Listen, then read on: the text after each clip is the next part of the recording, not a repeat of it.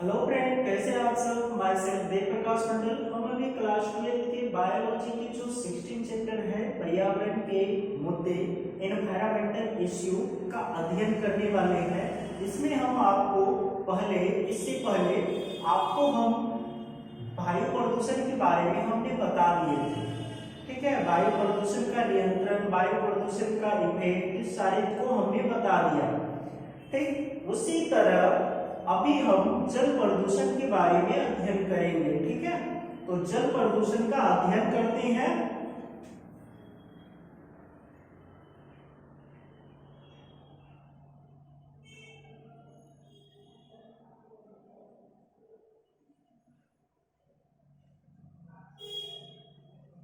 Water pollution. ठीक है, तो वाटर पोल्यूशन क्या होता है इसके बारे में थोड़ा जान जाइए कि जल में अगर कोई भी ऐसे अवशिष्ट पदार्थ का अधिक मात्रा हो जाना जल को दूषित करना कहलाता है या प्रदूषण कहलाता है। किसका? जल प्रदूषण का। ठीक है, तो जल सभी जीवों के लिए क्या है? आवश्यक होते हैं। तो लिखना है इसमें कि जल सभी जीवों के लिए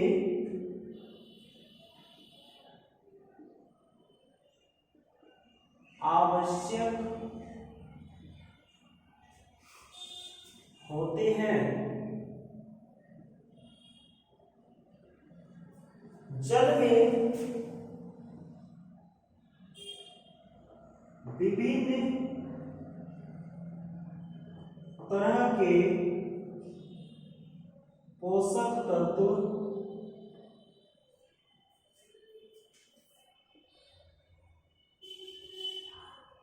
ऑर्गेनिक एंड इनऑर्गेनिक घुले होते हैं।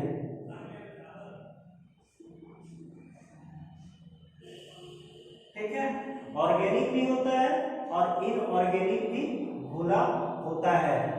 ठीक है, ऑर्गेनिक एंड इनऑर्गेनिक तथा गैस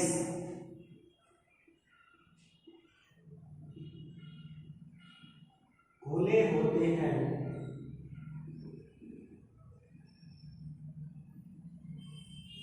ये पदार्थ जल में आवश्यकता से अधिक मात्रा में इकट्ठा हो जाते हैं जब ये पदार्थ जल में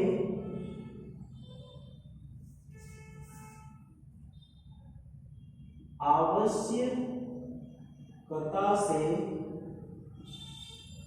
अधिक मात्रा में इकट्ठा हो जाते हैं तो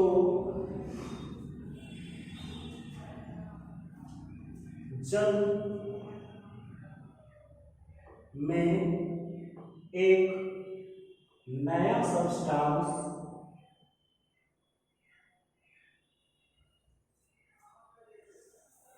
का निर्माण होता है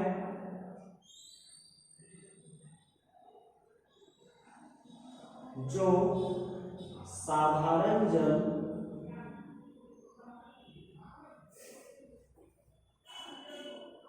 में नहीं पाए जाते हैं। यह सब्सटेंस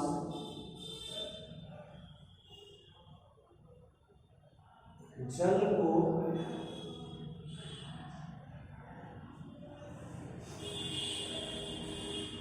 दूषित कर देता है।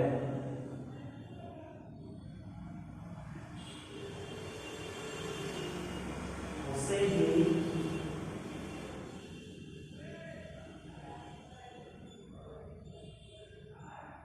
जल प्रदूषण कहते हैं।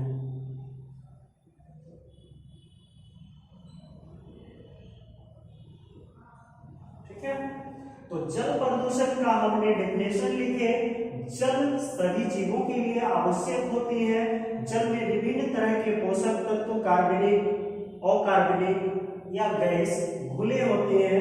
जब जल में अत्यधिक मात्रा में ये सब पदार्थ इकट्ठा होते हैं तो एक नए पदार्थ का निर्माण होता है, जो साधारण जल में नहीं पाए जाते हैं, और वह पदार्थ क्या करते हैं, जल को दूषित कर देते हैं। ठीक है, वह सब्सटेंस क्या करता है, जल को दूषित कर देता है, जिसे जल प्रदूषण कहते हैं। अब हम अध्ययन करेंगे जल प्रदूषण के कारक के बारे में। ठीक है, जल प्रदूषण के कारक, फैक्टर ऑफ वाटर पोल्यूशन।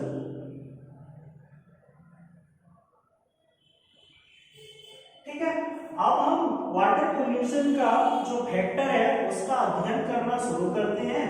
तो सबसे पहले वाटर पोल्यूशन में आ जाता है हाउस फैक्टर में हाउस होल्ड डिटर्जेंट।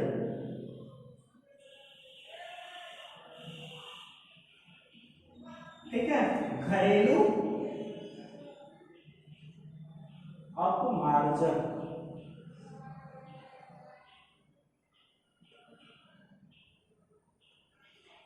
तो इसमें क्या होता है ना कि घरेलू अपमार्जक में क्या होता है कि अनेक प्रकार के तत्व शामिल होते हैं, जो कि नदी में बहा दिया जाता है, तालाब में बहा दिया जाता है, और ये सब पदार्थ मिल करके जल के, नदी एवं तालाबों के जल को क्या करता है, दूषित कर देता है। ठीक है, तो उसी में आप लिखना शुरू कीजिए। एक नंबर में हाउस होल्ड डिटर्जेंट यानी घरेलू अपमार्जक में लिखना स्टार्ट कीजिएगा, रसोई घर में बर्तन मांजने, ठीक है, स्नान घर में कपड़ा धोने एवं धोबियों के द्वारा कपड़ा धोने में जो अपमार्जक का उपयोग होते हैं, जो नालों एवं नजदीकी जलाशयों में, तालाबों, नदियों के माध्यम, नालों में, नजदीकी जलाशयों पर गिराए जाते हैं, जिस पर निम्न प्रकार के फास्फेट, नाइट्रेट, ठीक है, अमोनिया, यौगिक, एल्कीन, बेंजीन, सल्फोनेट, धातु अम्ल एवं क्षार नदियों तक पहुंचकर नदी के जल को दूषित कर देता है। ठीक है, अब नेक्स्ट जो आएंगे वह है स्वीगेज।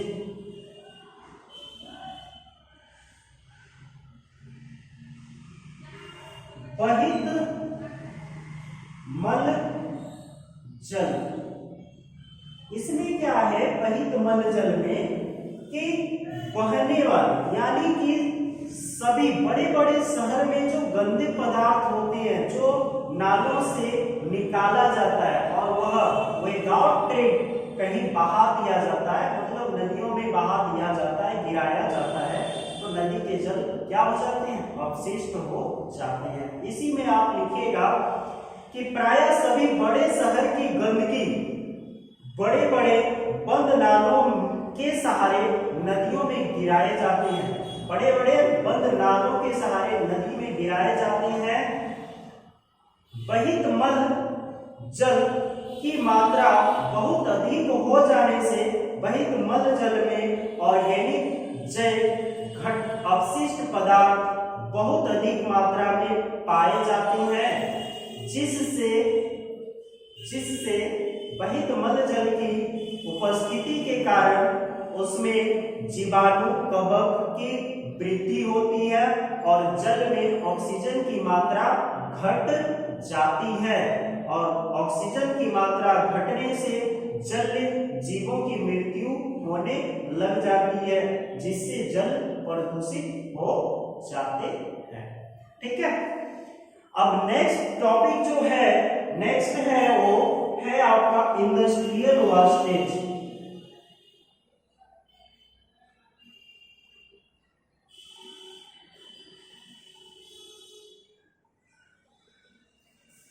औद्योगिक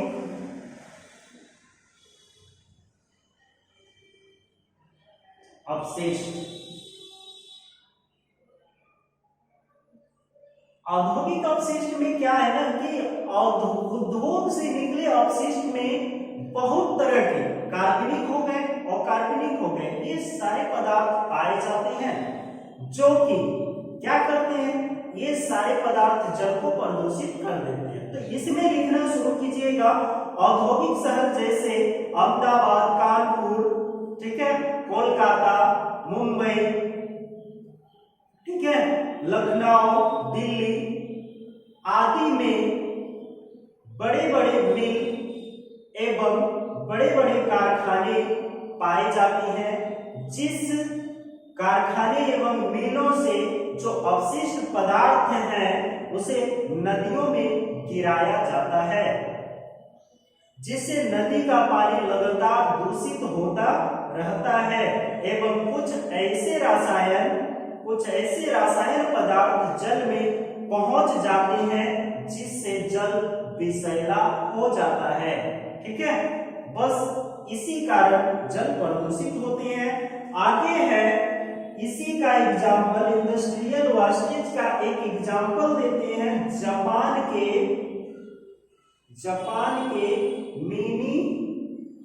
मिनी मेटा खाड़ी का।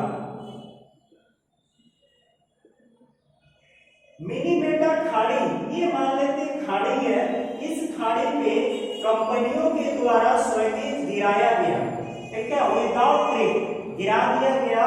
जब इसको गिराया गया तो इसमें छोटे छोटे जो मछलियां हैं, ये मछलियां इसके स्वेटेज को ग्रहण कर लिया, मतलब खा गया। ठीक है, जब ये मछलियां को खा गए तो सबसे पहले यहाँ पे स्वीगेज आया। ये स्वीगेज को कौन लिया? मछली, फिश एंट्री कर लिया अपने पास, और फिश को फिर कौन खाया? ह्यूमन खाया।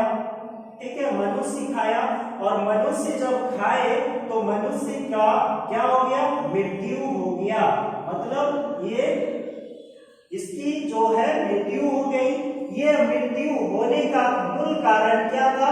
मिनी मेटा खाड़ी में गिराए गए स्वीगेज, ठीक है, जिसमें पारा का लेवल अधिक था, और यह मछली पारा को ग्रहण किया, और पारा को हम मनुष्य ने ग्रहण किया, और मनुष्य ग्रहण करके क्या हो गए? मृत्यु हो गए। किसका? मनुष्य का। इसीलिए इस तरह की बीमारी का नाम मिनी मेटा रखा गया, मिनी मेटा रोग रखा गया। तो ये क्वेश्चन याद रखिएगा, जापान के मिनी मेटा खाड़ी में पारा की अधिक मात्रा गिर जाने के कारण वहां मिनी मेटा रोग उत्पन्न हुआ। अगर पूछ ले कि मिनी मेटा खाड़ी कहाँ है, तो जापान में है। मिनी मेटा रोग कैसे उत्पन्न हुआ? तो पारे की अधिक सेवन किए हुए मछली को खाने से मिनी मेटा रोग उत्पन्न हुआ। ठीक है, नेक्स्ट जो है वो है आपका एग्रीकल्चरल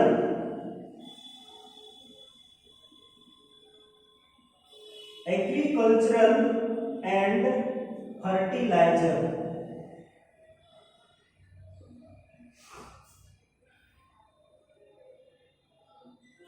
कृषि स्रोत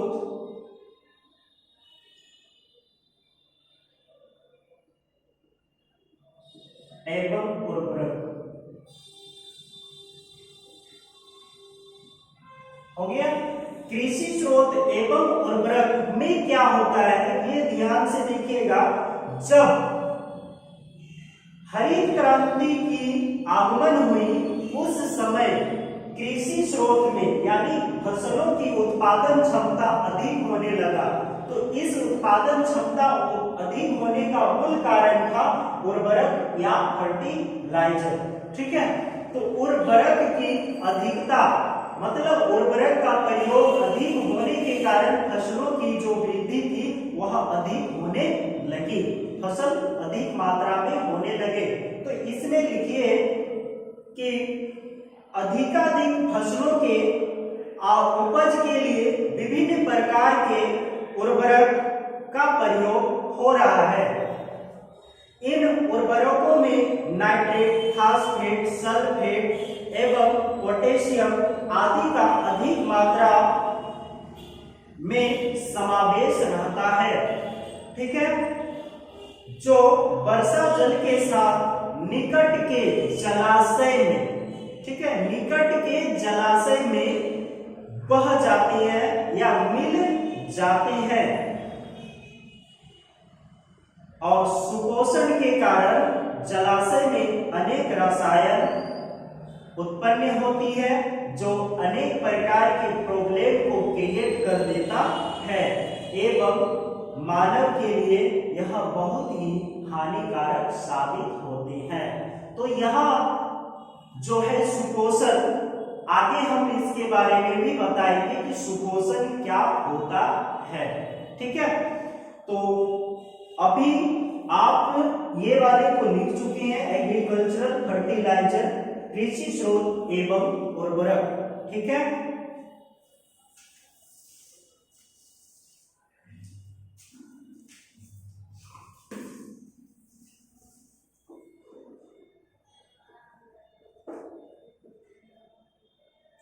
नेक्स्ट टॉपिक है आपका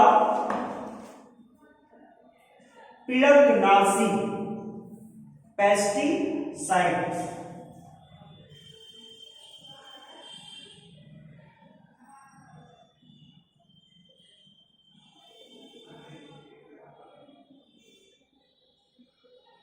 पीड़कनाशी क्या होता है?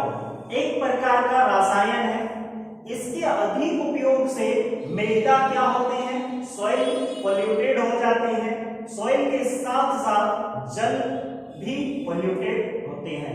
ठीक, इसी में आप लिखिएगा पेस्टिसाइड के वर्ग के अंतर्गत जो है इंसेक्टिसाइड्स, ठीक है, फंगिस और हर्बिसाइड्स, ठीक है, इत्यादि चीज आते हैं। ठीक, बहुत पेस्टिसाइड का निम्नीकरण नहीं होता है। ठीक है, तो इसका जो है बायोडिग्रेडेबल नहीं होते हैं। ठीक है, पेस्टिसाइड का, बहुत सारे पेस्टिसाइड का बायोडिग्रेडेबल नहीं होता है और उनके अवशेष भोजन श्रृंखला के द्वारा, मतलब फूड चेन के द्वारा एक जीव से दूसरे जीवों में चले जाते हैं और मुख्यतः वस्य ऊतक जैसे फैट वाले टिश्यू जो होते हैं उसमें जमा हो जाते हैं। जैव अपघटन मतलब अनिम्नीकरण, नॉन बायोडिग्रेडेबल में आते हैं तो इनकी सांद्रता में क्रमशः वृद्धि होती है। इस क्रिया को जैव आवर्धन या बायोमैग्निफिकेशन कहते हैं। ठीक है, तो जब सांद्रता की वृद्धि हो जाती है, जैव अनिम्नीकरण के कारण जब सांद्रता की वृद्धि होती है उसे बायो मैग्निफिकेशन कहते हैं। ठीक है, नेक्स्ट है आपका हैवी मेटल, भारी धातु।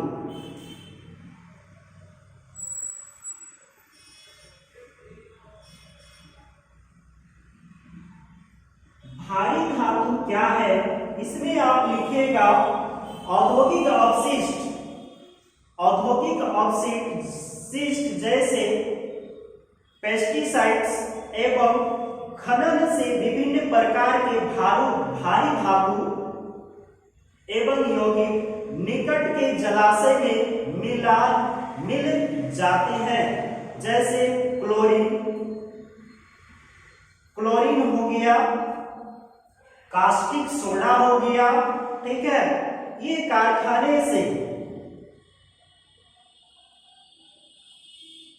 कास्टिक सोडा क्लोरीन हो गया, कारखाने से पारा जल में आ जाता है, आ सकता है, जो जल जीवों में आ सकते हैं। ऐसे दूषित जीवों के खाने से यह पारा मनुष्य के बॉडी में चले जाते हैं और मनुष्य क्या हो जाते हैं, मनुष्य की मृत्यु हो जाती है। इसका एग्जाम्पल जापान में इस तरह के दूषित मछली के खाने के कारण मिनीमेटा खाड़ी में एक कारखाने द्वारा फेंके जाने वाले पारा के कारण दूषित मछली को खाने के कारण लोगों की मृत्यु हो गई।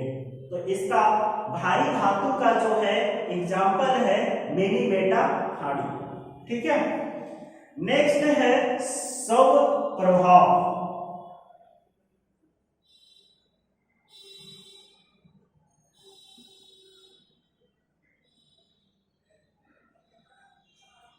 बॉडी का फ्लोइंग, कुछ ऐसे होते हैं कि मृत बॉडी को जल में बहा दिया जाता है।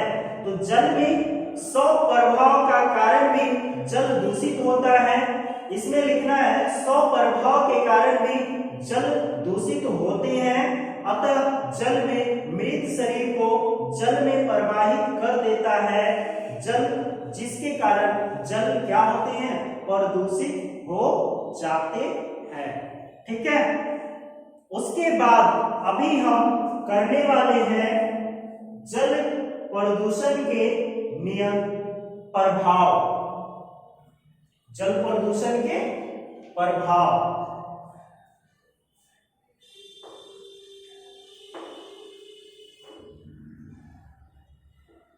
तो जल प्रदूषण का प्रभाव क्या है वो लिख लीजिए।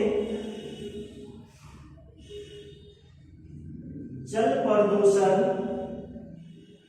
का प्रभाव, effect of water pollution.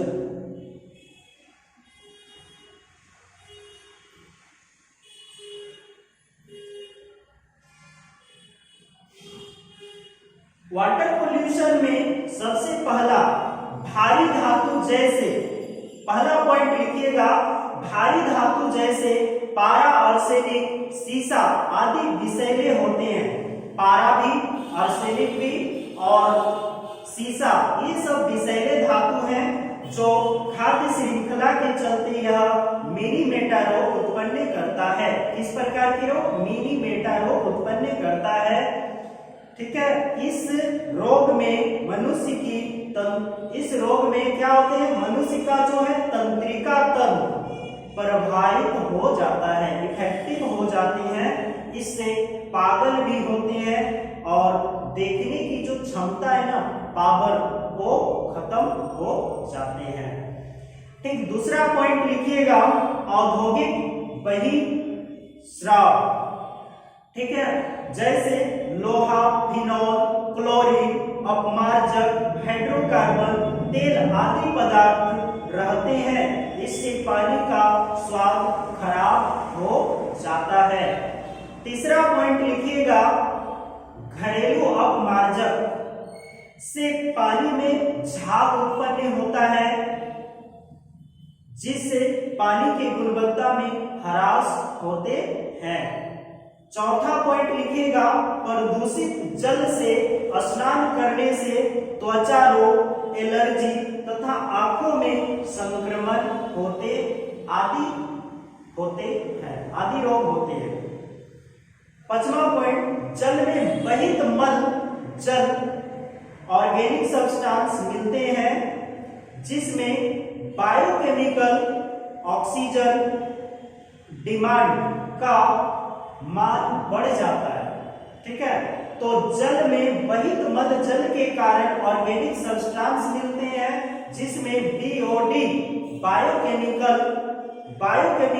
Oxygen demand का लेवल बढ़ जाता है तथा विभिन्न प्रकार के जीवाणु कवक की वृद्धि होने लगती है, जिससे उदर में रोग जैसे उदर रोग, पेचिस, पीलिया, हैजा, ठीक है, तथा अपाचन मतलब डाइजेशन नहीं होना जैसे रोग उत्पन्न होते हैं। ठीक है, अभी हमने आपको ये प्रभाव के बारे में बताया कि जल प्रदूषण का ये प्रभाव है। अब हम यूट्रोफिकेशन के बारे में बता देते हैं आपको। अभी बताए थे इसके बारे में कि हम आगे बताएंगे कि यूट्रोफिकेशन क्या है। यूट्रोफिकेशन यानी सुपोषण। सुपोषण क्या होता है? तो यूट्रोफिकेशन क्या है इसके बारे में जानिए कि यूट्रोफिकेशन क्या है। जलाशय में अवशिष्ट, ठीक है, कोई भी जलाशय में कुछ अवशिष्ट जल के आने से क्या होता है?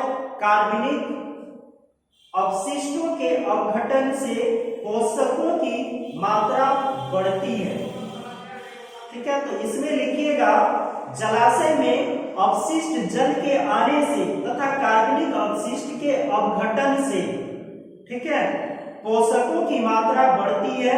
जल में पोषकों की मात्रा से जलीय पौधों एवं अलगी जैसे ब्लू ग्रीन अलगी की वृद्धि तेज गति से होती है। ब्लू ग्रीन अलगी की वृद्धि अत्यधिक वृद्धि से एवं समूह से शैवालों में एक उफान हो जाते हैं। इस उफान को अलगल ब्लूम कहते हैं। ठीक है, तो ब्लू ग्रीन अलगी के समूह को ब्लू ग्रीन अलगी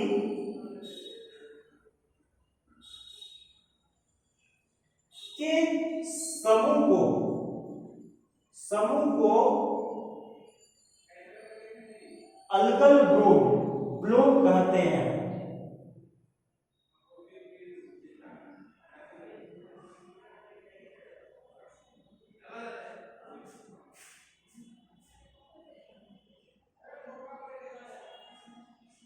अलगल ब्लूम या शैवाल उफान,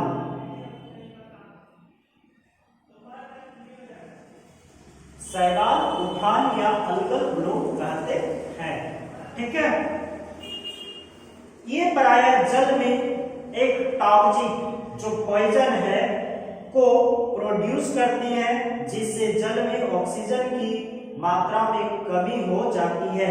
ऑक्सीजन की कमी के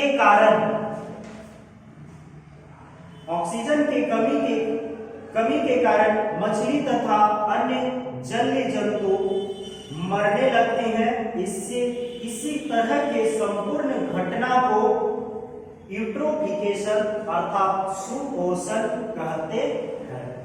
ठीक है, नेक्स्ट है जल प्रदूषण का नियंत्रण, कंजर्वेशन ऑफ वाटर पोल्यूशन।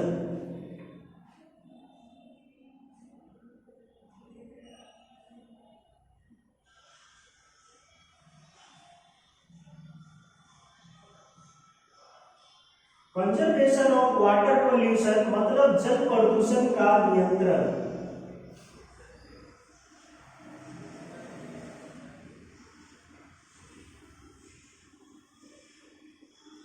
क्या क्या है जल प्रदूषण के नियंत्रण में?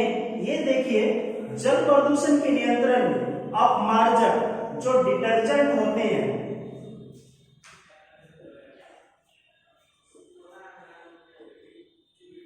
अपमार्जक में, ये डिटर्जेंट में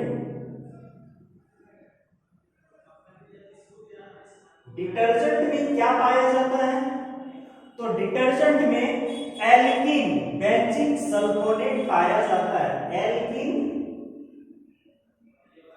बेंजीन सल्फोनेट, ये एल्कीन बेंजीन सल्फोनेट पाए जाती है जो हमारे लिए बहुत ही हानिकारक साबित होता है। इसके जगह अगर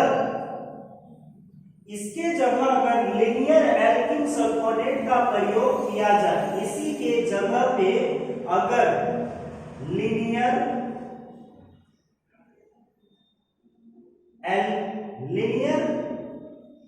एल्कीन सल्फोनेट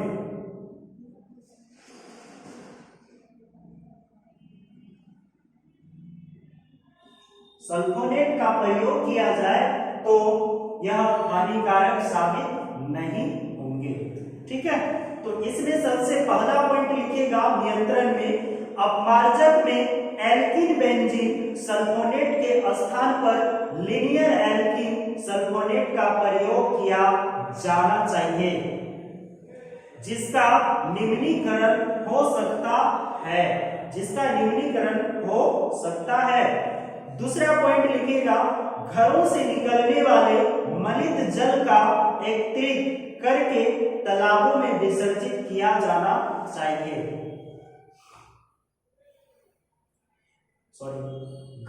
दूसरा पॉइंट में लिखिएगा, घरों से निकलने वाले मलित जल को एकत्रित करके संशोधन संयंत्र में पूर्ण उपचार के बाद तालाबों में विसर्जित किया जाना चाहिए। तीसरा पॉइंट लिखिएगा, केमिकल फर्टिलाइजर का प्रयोग जरूरत से ज्यादा नहीं होना चाहिए, इसके स्थान पर निम्नीकरणीय पदार्थों का उपयोग होना चाहिए।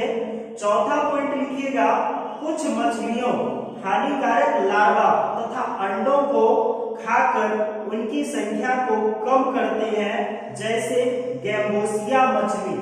जैसे कौन सी मछली? गैम्बोसिया मछली। यह मच्छर के लार्वा या अंडे को खा जाते हैं। ठीक है, तो गैम्बोसिया एक मछली है जो अंडे या मछली जो मच्छर के लार्वा को या अंडों का भक्षण करते हैं।